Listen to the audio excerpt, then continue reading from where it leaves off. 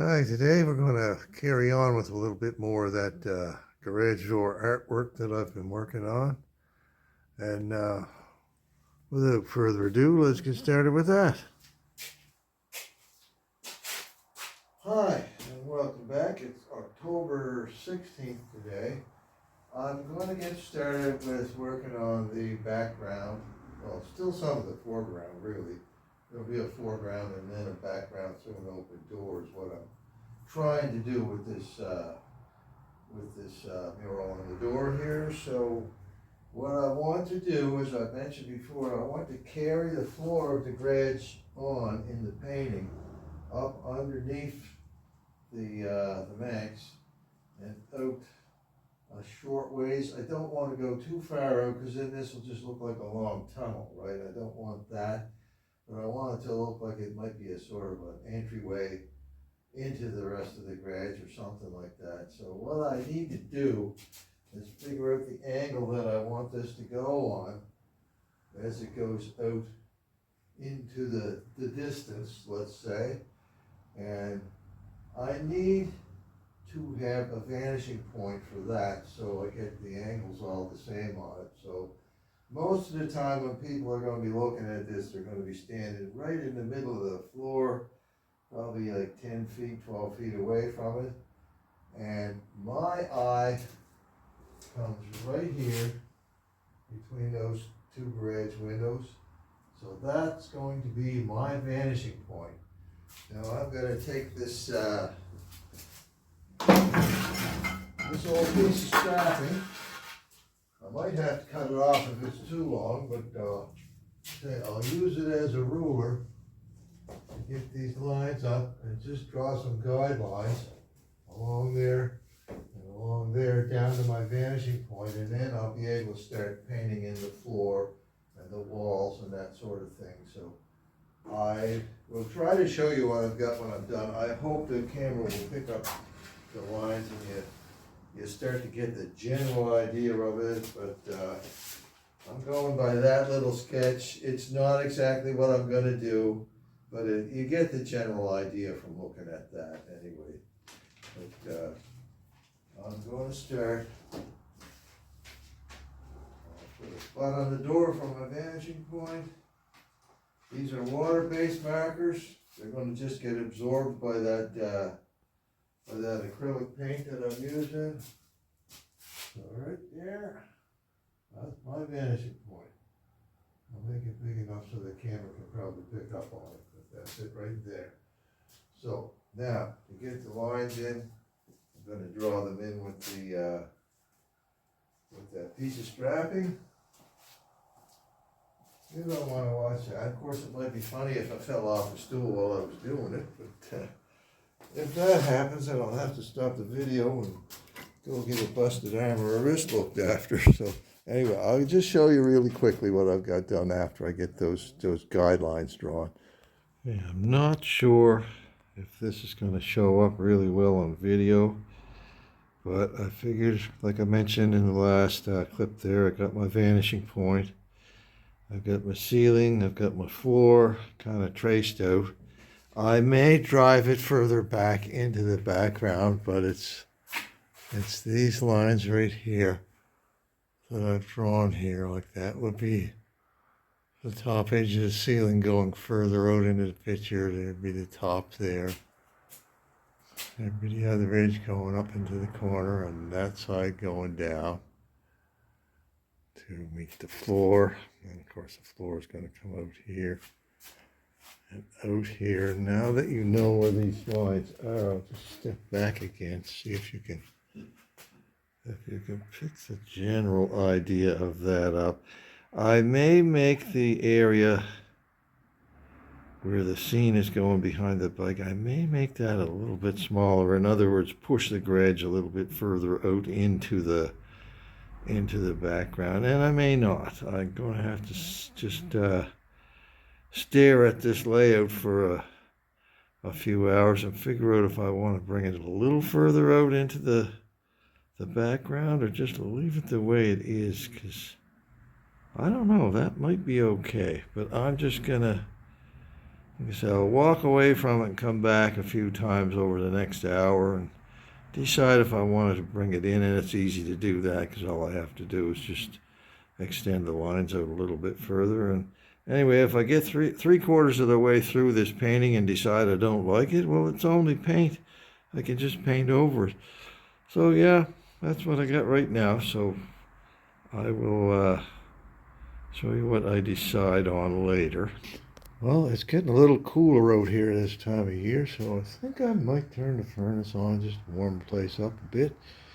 After that, maybe the sun will keep it warm, maybe not. It is a little bit breezy out today, but yeah, the fall colors are really popping this week. I kind of wish I would have waited to go for a ride on that AJS because they're even brighter than they were last week. But anyway, I'm going to start doing the garage floor and walls in that painting.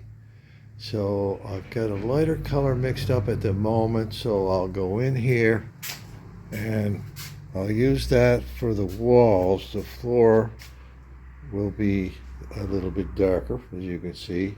I won't worry about the mottled effect until I get a base color on there, and then I'll work with the mottled effect afterward. But first I'm going to do this wall section here where the concrete wall comes up. Like you can see it here where it comes up like this, and it's quite a bit lighter than the floor. The floor is all dirty and stained from years and years and years of neglect and abuse and oil leaks and all sorts of things. So anyway, I'm going to start with this. I'll put the camera in the tripod, put it on hyperlapse so you can watch.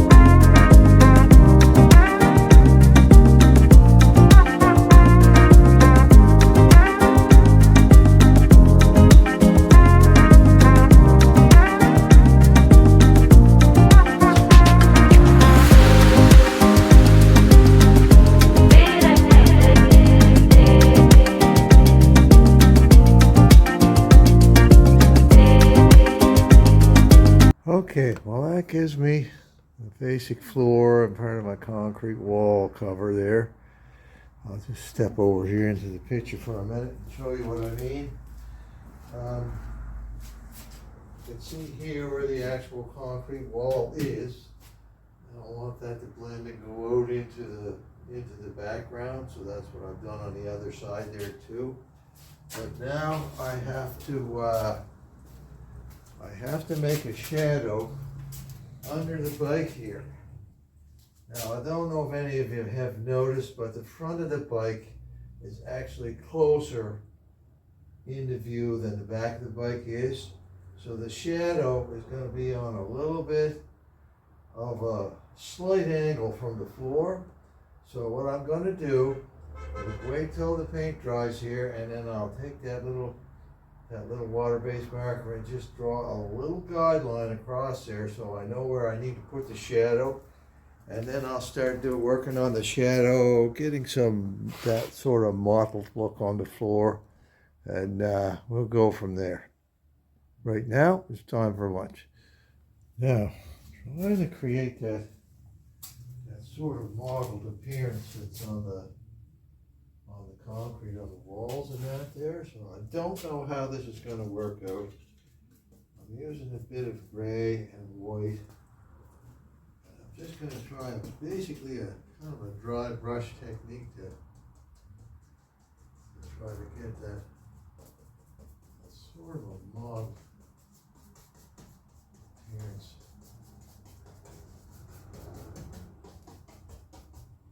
I'm just going to keep going like this. Dabbing that in there. Of course, remember too that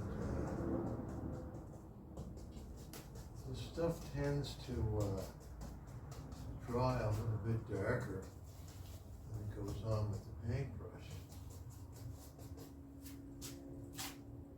And I don't have to do everything in here. I'm just looking to get that kind of just a splotchy sort of an appearance to it, like concrete would have.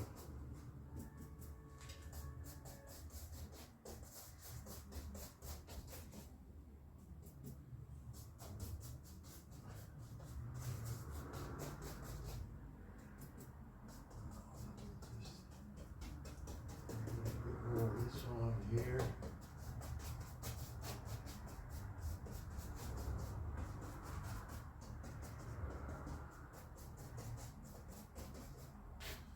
I'll stand back and see what I've got. Oh, I kind of like where that's going. Let's do a little bit more, maybe. Some more right here.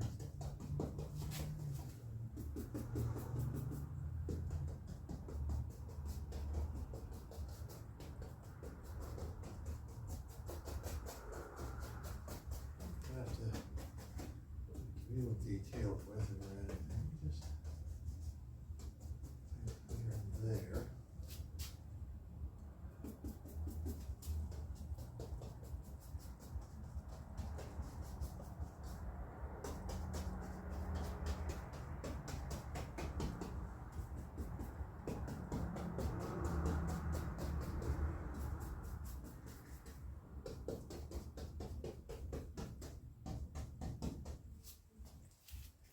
All right. I'm going to carry on with that on the other side there behind the bike. And maybe I'll use a little bit of dark stuff then after that. All right, I think I'm getting that dappled appearance on the floor and walls that I was trying to achieve. Anyway. Oh, what I do? I gotta go back in the house and get my markers. I left them in there. I'll go get the markers and I'll draw that guideline on the floor for where the shadow should be. Right, so got my magical water-based marker here now. Anyway, I need to do this because this is not like painting on the canvas. This is a large surface, and it's kind of hard to guess at the lines on a surface this large, because most of what I'm doing I have to stand back and see how well or how unwell I'm doing with it. So this guideline will help keep the shadow of that bike under the bike. And the thing too to consider is the light sources. Like the way this motorcycle here is drawn, you can see there's a glare in the gas tank. So that's telling me that a lot of the light is coming from back that way. But the door is going to be open, so you're also going to be getting light coming in from this way as well. So the shadow is going to be kind of blurred, and well, what you have is kind of sort of like multiple shadows under there. So anyway, it's of course the closer to something to, like for example, the wheels, the shadow right under the wheels is going to be quite dark, and the shadow under the bike is a bit less dark. So I'm going to get some of that brownish gray that I made up, and I'm going to put that on the palette, and hopefully I won't make any unhappy little mistakes here. And I'm going to start working on this wooden area of the walls right here. I'm going to start off with the darker areas that are in between the studs here. So that, I've already got some paint mixed up on my palette. It's burnt umber, cad yellow. Got a little bit of white there to blend it with. So anyway, yeah, let me get started with that. I'll put you on hyper speed here, so get ready to go into warp drive.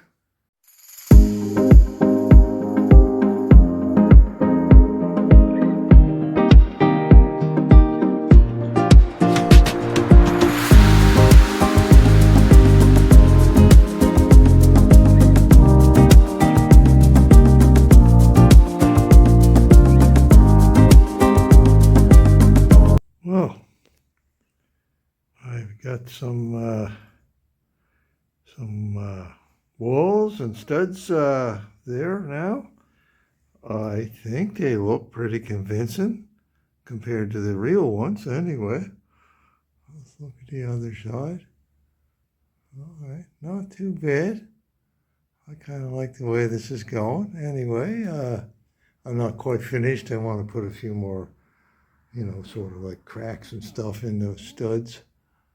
By the way, this garage is built with 4x4 studs instead of 2x4. So anyway, that's a good little start on some walls. So yeah, so watch this space and we'll see what happens from here. I don't know. I guess the next thing that I should do is get some beams across the roof there and get that in, and then yeah, things are going faster here than I thought they would. But yeah, like I say, that's pretty convincing for just paint.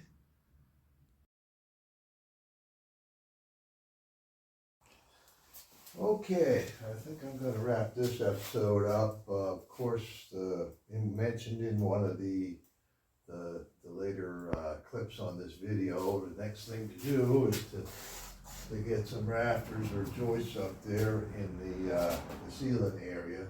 I'm still beating myself up over what to do for a background here on this picture. I'll probably keep beating myself up about it until I finally start putting paint on the wall, and hey, it's only paint. I might change it halfway through as well. But anyway, if anybody has any suggestions about what I might want to use for a background picture, please put them in the comments. I'd love to hear anything that could make me come to a conclusion as to what I'm going to put in there. Anyway, meanwhile, watch this space. There'll be something new on here probably next week, and so be good to each other, and I'll be back next time.